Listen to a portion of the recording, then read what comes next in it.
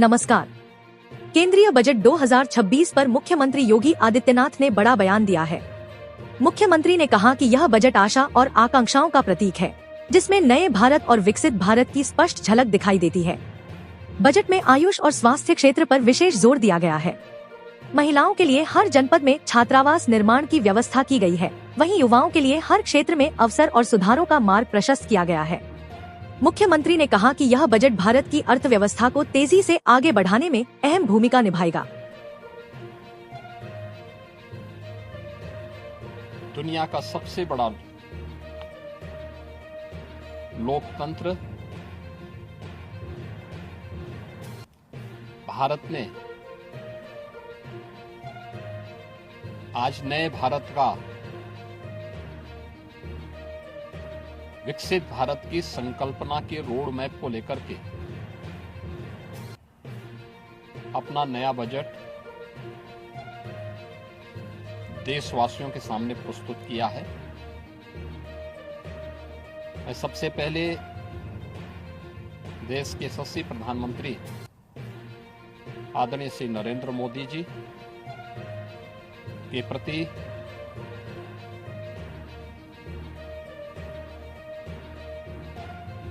इस बजट को प्रस्तुत करने के लिए दिए गए मार्गदर्शन और उनके निर्णायक नेतृत्व के लिए हृदय से आभार व्यक्त करता हूं। मैं इस बजट को प्रस्तुत करने के लिए केंद्रीय वित्त मंत्री माननीय श्रीमती निर्मला सीतारमण जी को हृदय से अभिनंदन करता हूं। प्रदेशवासियों की ओर से उनका धन्यवाद करता हूं। 145 करोड़ भारतवासियों के आशा और आकांक्षाओं का प्रतीक यह बजट है, जिसमें नए भारत और विकसित भारत की संकल्पना का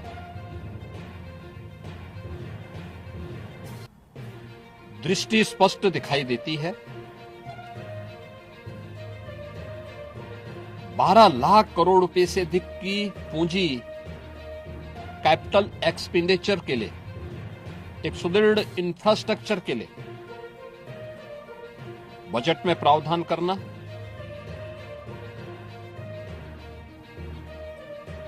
सात रेल कॉरिडोर के निर्माण के लिए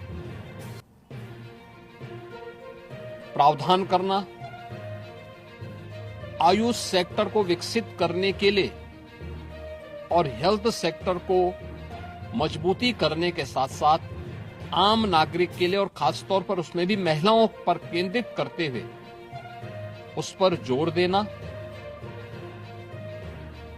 हर जनपद में महिलाओं के लिए, कामकाजी महिलाओं के लिए छात्रावास के निर्माण का कार्य हो या स्टेम, साइंस, मैथ्स, स्टैटिस्टिक्स और इमर्जिंग टेक्नोलॉजी से जुड़े हुए छात्रावास के निर्माण के लिए सहयोग करने का, युवाओं के सपने को एक नई उड़ान देने के लिए उनके लिए बेहतरीन इंफ्रास्ट्रक्चर से युक्त सुविधाएं उपलब्ध कराने के लिए ऐसे हॉस्टल के निर्माण का कार्य हो। नौजवानों के लिए हर एक सेक्टर में अवसर उपलब्ध हो।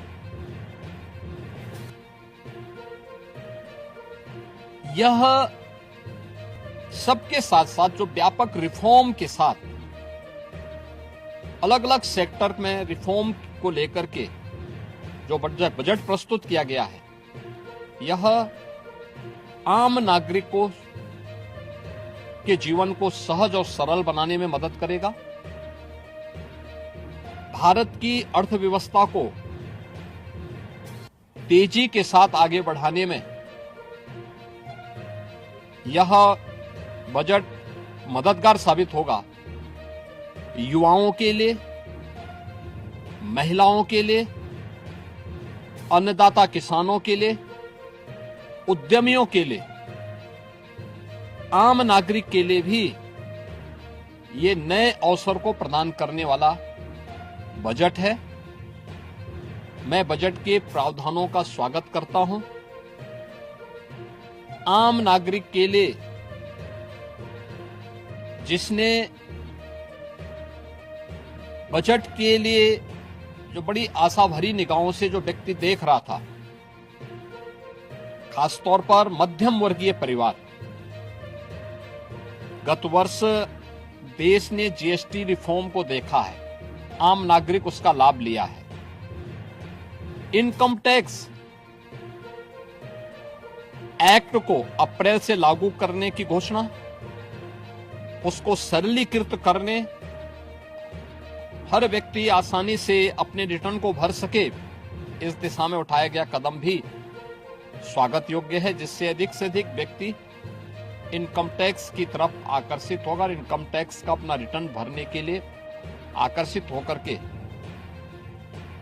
प्रवर्तमान नेशनल बिल्डिंग के कार्यक्रम में वह भी अपना योगदान दे सके।